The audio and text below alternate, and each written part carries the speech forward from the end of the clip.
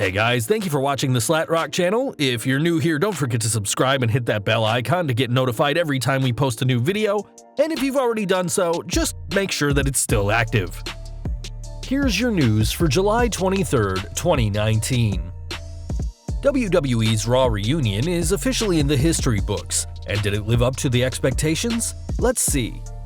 Celebrating the superstars from the show's 26 years, this week's Raw culminated in all the legends appearing at the end to give a toast to Monday Night Raw. Appearing alone in the ring, Stone Cold Steve Austin spoke highly of the company and his fellow legends, who looked on from the entrance ramp. The usually emotionless Rattlesnake also took the time to thank the legends, the fans, and the crew, describing them as part of the WWE family.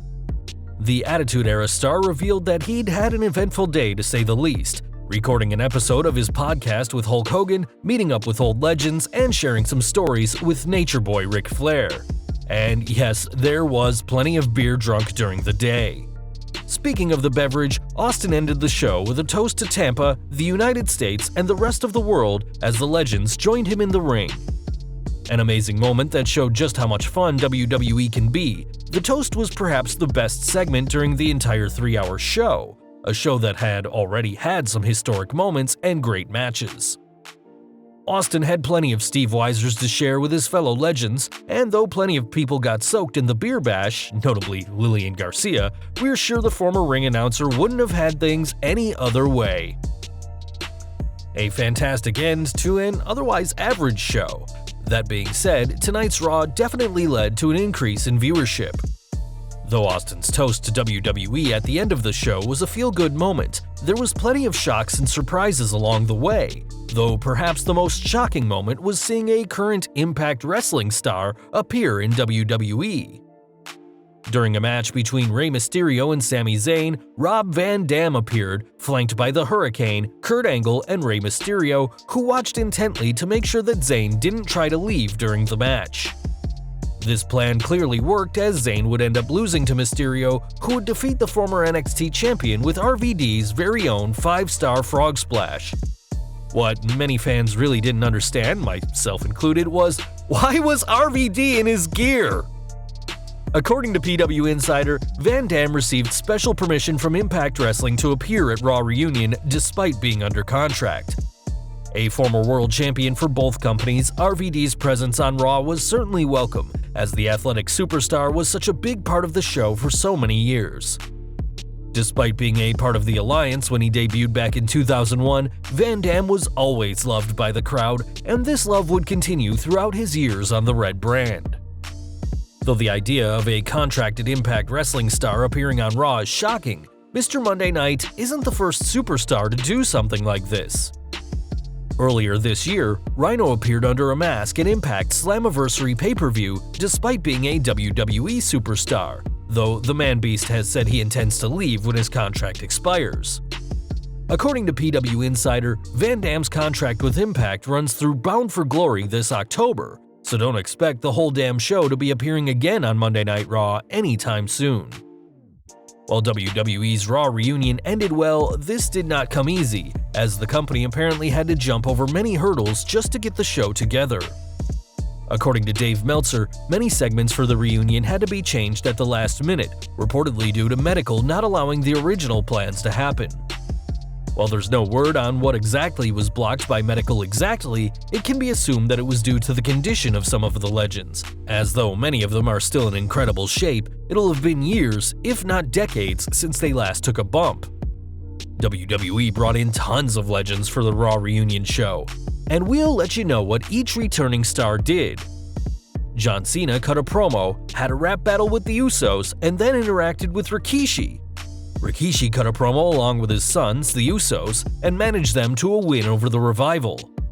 Booker T was on commentary for the Usos versus the Revival. Devon Dudley seconded the Revival to the ring for their loss to the Usos.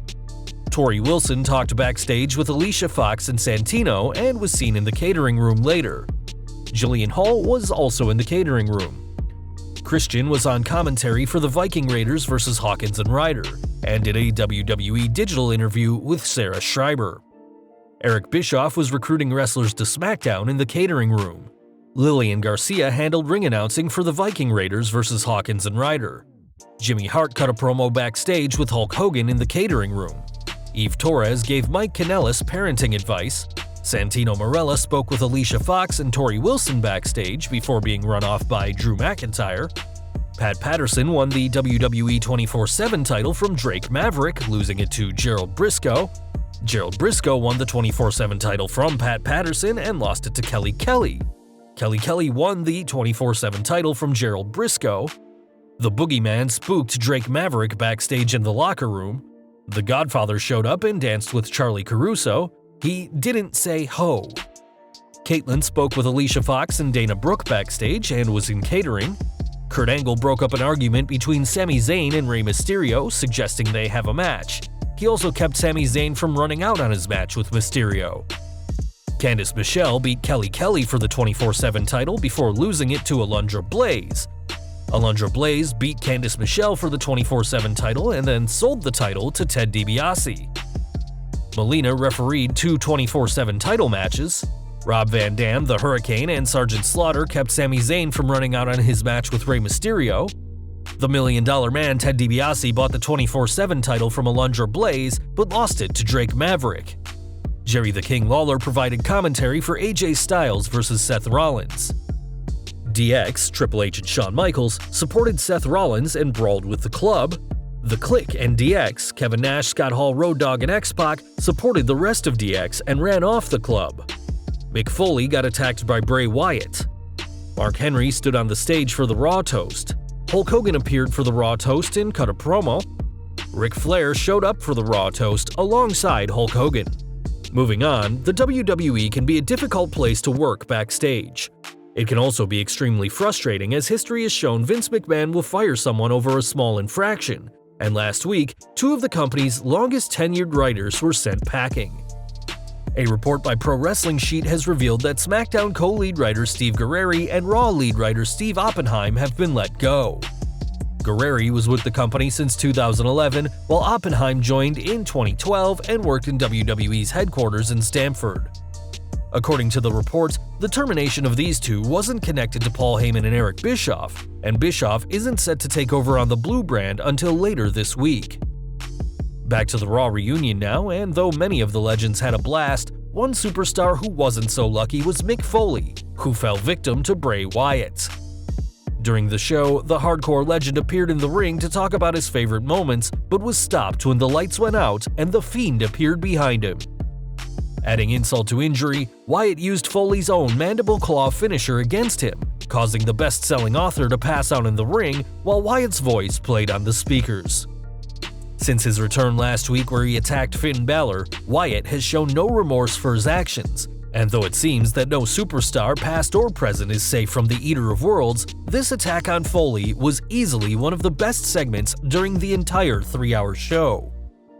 And finally today, we are looking back at the 24/7 Championship, as the new title went on quite a journey during the Raw reunion.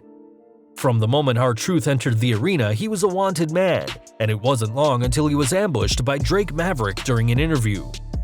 Pinning the rapping superstar, Maverick won the title for the third time, and kicked off the first of many title changes during the show. Attempting to escape, presumably to finally consummate his marriage to wife Renee Michelle, Maverick wouldn't get far, as after seeing the Boogeyman, the British superstar would be scared witless, collapsing on the floor. An easy target for anyone who walked past, it was WWE Hall of Famer Pat Patterson who got lucky, pinning Maverick to win the 24/7 title nearly 20 years after the Canadian became the Hardcore Champion back in 2000. Not only that, but Patterson made history during the Raw reunion, as at 78 years old, Patterson is now the oldest person to ever win a title in WWE. Unfortunately for the record breaker, his reign would be short-lived, as later on during the show, we saw Gerald Briscoe with the title, as it seems the Stooges turned on each other over the 24/7 title. As the third new champion on the show, Briscoe would only get a few feet before he was attacked by Kelly Kelly, who won the title, becoming the very first woman to hold the gold. Backstage, Kelly tried to celebrate her win with Candice Michelle and Melina, but was shocked to discover that Melina had trained to become a referee. Before she knew what was happening, Kelly was attacked by Candice, who became the 5th person to win the gold during the show. Much like the others though, Michelle's reign wouldn't last long as she would be attacked by Alundra Blaze, who made her tap out, the first time the title has changed hands via submission. Heading to the stage, Blaze threatened to put the title in the trash, something she'd done to the WWF's women's title when she jumped to WCW in December 1995, but was interrupted by the $1 Million Man Ted DiBiase. Proving his mantra that everybody does indeed have a price, DiBiase bought the title from Blaze, making the affluent superstar the new champion, as well as Blaze a wealthy woman. Planning on leaving the show in style, DiBiase got into a limo, of course, but was ambushed by Maverick, who won the title from him, making Drake now a 4-time champion. Attempting to escape once again, Maverick was chased all over the arena, and though Mick Foley made a terrible attempt to grab him, the British superstar made it back to the limo, where his wife was waiting for him.